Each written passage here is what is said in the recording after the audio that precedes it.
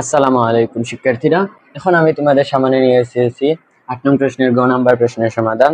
এখানে ৮ নং প্রশ্নের গ নাম্বার প্রশ্নের সমাধান, মনে করো তোমাদের অনুশীলনীর অনেক অঙ্কই এখানে অ্যাটাচ আছে। দেখো এখানে প্রশ্নে আছে p equal to 357, q equal to 57 এবং r equal to p বাদ q। আমরা প্রথমে এই একটা অঙ্ক করেছিলাম যে ওই বাদের অঙ্ক, p বাদ q, বা এখানে মেবি ছিল a বাদ b, এরকম কিছু ছিল, p বাদ q। সো আমাদের এটা আর করতে হবে না, যেহেতু আমরা আগেই করেছি, এটা আমরা ইজিলি বুঝে যাবো। আর পি ইউনিয়ন কিউ এরকম অঙ্ক তো আর আমরা পূর্বের ভিডিওতে দেখেছি, যারা তোমরা দেখো নাই, তোমরা আমার পূর্বের ভিডিও দেখে আসবে। তো এখন আমরা অঙ্কে চলে আসি। দেখো এখানে দেওয়া আছে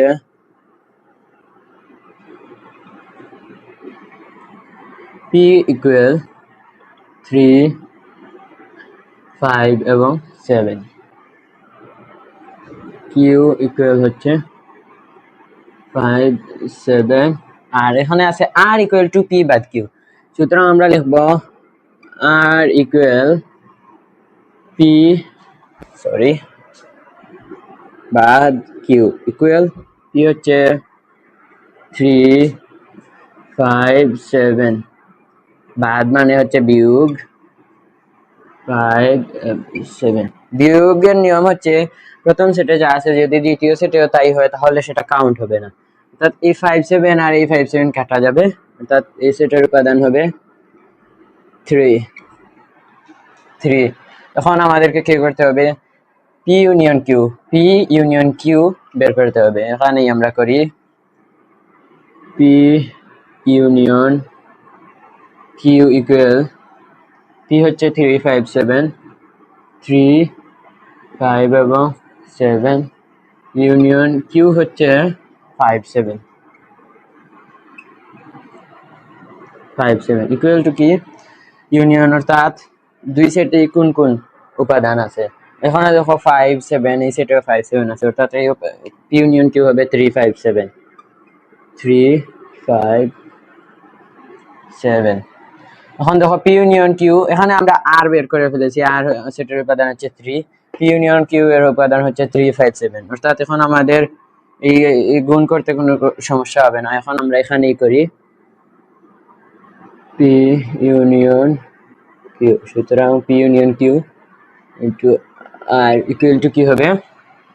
পি ইউনিয়ন কিউ হচ্ছে 3, 5, 7,